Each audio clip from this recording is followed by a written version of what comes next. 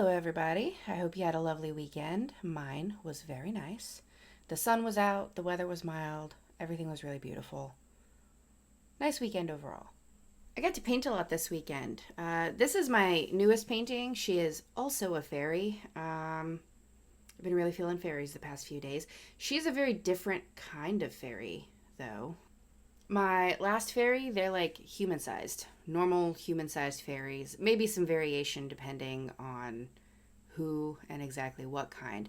This fairy, she's more like the size of the fairies in the labyrinth. You know, the ones that Hoggle is going around spraying out of the sky, like that sized. They're like palm sized. So she's really small. And like most fairies, not all, but most, technically she's immortal. That doesn't mean things can't or don't end them. It does mean, however, they stay young and her type stay young and relatively beautiful.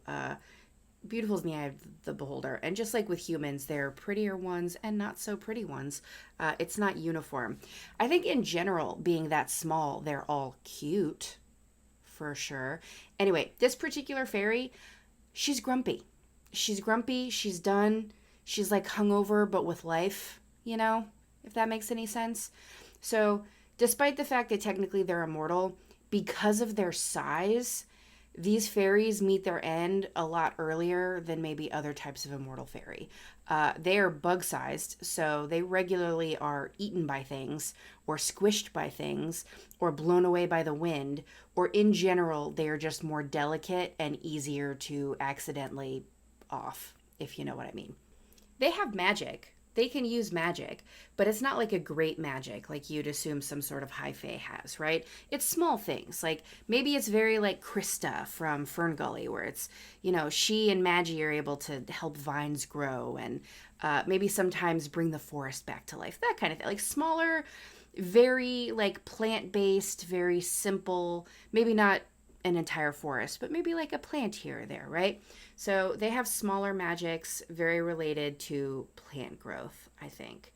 And the reason why she is so over life and so hungover with life is that unlike most of her counterparts, she has lived for a very, very long time.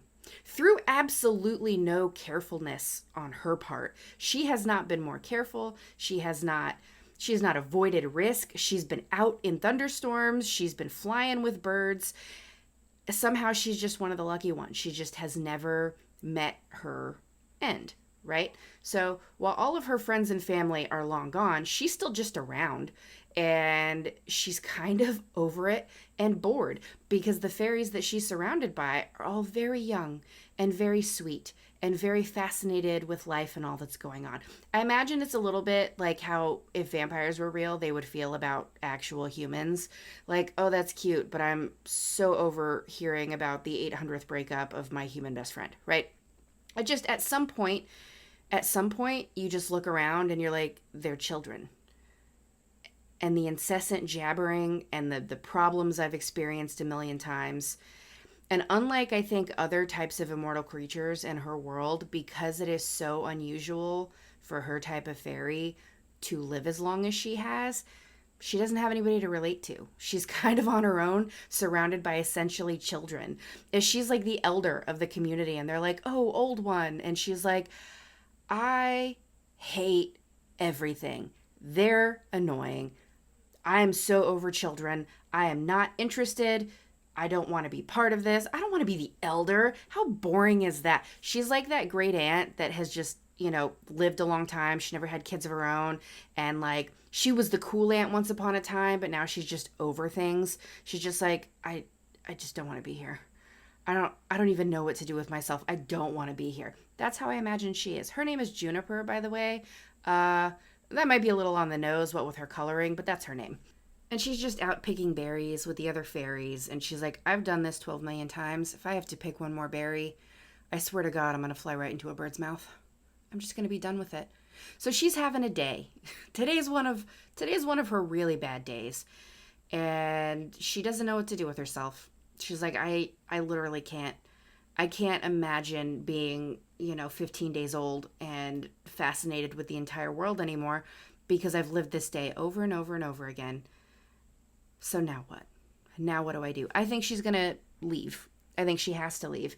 Maybe her luck will run out and maybe it won't. And as far as she's concerned, if her luck runs out and that's just the end of things, it's about darn time, right? I'm trying really hard not to curse and say words that social media is going to flag and be like, you can't say that here. But in general, she's like, you know what? If I meet my fate, then that's what it is. That's what it is. It's my time. I've lived too long. And if I don't, at least I'm trying something else because I refuse to pick another berry. I think if she knew what smoking was, she would be a chain smoker. That's what I think. She has chain smoking great aunt vibes, doesn't she? I think she's really over it and she's on her way out. And I think that maybe potentially she could have some cool stories. I think about this in terms of maybe that's how Tinkerbell ended up hanging out with a bunch of children instead of other fairies. Because she's like, you know what? At least maybe one day they'll grow up. And then they just never grew up. That would be the worst, wouldn't it? Just surrounded by literal children forever. And then, of course, that's how you get the Julia Roberts and Hook story. Like, Peter Pan finally grows up and he's a grown man. And she's like, finally! And you know, he didn't pick her. But I can understand how she got there. I think Juniper would be more likely to hang out with the pirates, if I'm being totally honest. I think that she is a pirate fairy through and through. I do think that it's likely that maybe her type of fairy usually stays pretty childlike and innocent and sweet for most of their lives, but she has just lived so long, she has surpassed the ability to maintain that kind of innocence. Like, she is so far beyond berry picking and helping, I don't know, an ivy grow for the 800th time. She's just done. She doesn't want to play anymore. So she's looking for something else. I also imagine that her type of fairy only has female fairies, so they independently have offspring. They don't have like normal male female couplings or whatever. They're purely a female society, right? Or species. And unlike other fairies, I mean, maybe it's the whole entire fairy issue where they just aren't having as many kids. Maybe they're dying out. And she's one of the fairies who just never had any kind of children. And I think once upon a time that bummed her out. Now she's like, that's probably for the best because it would have been a real bummer to get to the point where I'm awake and conscious and not childlike and innocent and realize that I don't have them anymore. Because, you know, at this point, she has outlived all of her friends and family and she's surrounded by a bunch of essentially little baby brand new fairies. So I think it worked out for her, but now she's like, now what? What am I supposed to do? Anyway, that's kind of my rambling on the type of fairy she is. Those are some of the ideas that I have about the type of fairy that she is. I think she's pretty. I don't know if there will be more stories with her or not, but I had fun painting her. I hope that you had fun watching me paint her and listening to my ranting story about her. If you did, please like the video. If you want to see more of them, please subscribe to my channel so you can see more of my videos. And as always, I hope to see you at the next one and hope you have a good week. Bye, guys.